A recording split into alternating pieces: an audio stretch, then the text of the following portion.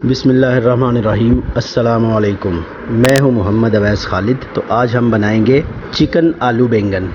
बहुत ही ज़बरदस्त रेसिपी है, तो शुरू करते हैं।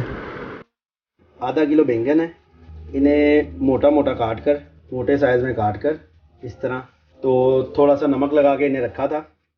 तो अब इन्हें फ्राई कर लेंगे। इसके बाद ये जो तकरीबन 1.5 पाव आलू हैं, 3 दरमियाने साइज़ के, तो ये भी इस तरह मोटे मोटे काट कर पानी में भिगोए थे, तो ये भी फ्राई कर लेंगे। 3 से 4 अदद टमाटर हैं, ये भी 1.5 पाव के करीब हैं, तो ये भी मोटे मोटे इस तरह काटेंगे, मोटे मोटे स्लाइस।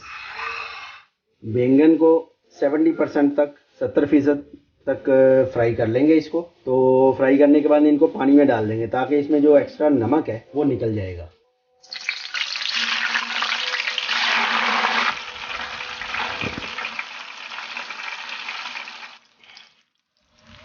ये देखिए इस तरह फ्राई हो गए हैं बैंगन।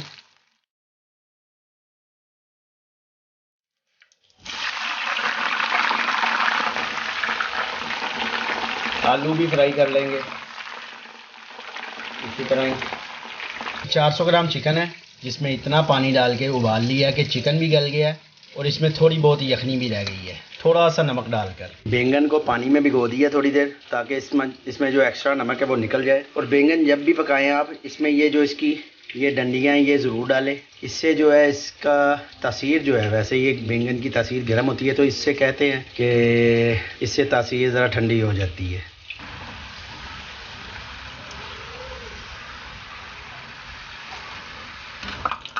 अब एक देगची में या कढ़ाई में 1/4 कप जो है ऑयल डाल लेंगे।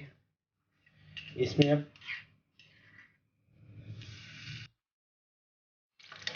2 से 3 खाने के चम्मच जो हैं अदरक लहसुन कुटा हुआ इसी तरह भूनेंगे। थोड़ा सा पानी डालेंगे ताकि इसका कलर चेंज ना हो।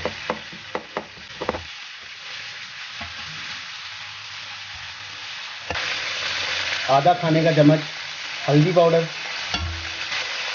1 खाने का चम्मच सुरख मिर्च पाउडर, नमक हस्बे जायका। ये ख्याल रखें नमक के लिए कि हमने बैंगन को भी नमक लगाया था, तो शुरू में एहतियात से डालें, बाद में चेक करके डाल लेंगे। थोड़ा सा पानी फिर डाल देंगे। अब आधा खाने का चम्मच कुटा हुआ सफ़ेद जीरा, 1 टीस्पून गरम मसाला पाउडर। अब ये जो टमाटर हैं तो ये डाल देंगे, 1.5 पाव के करीब टमाटर हैं, 3 से 4 अदद दरमियाने साइज़ के।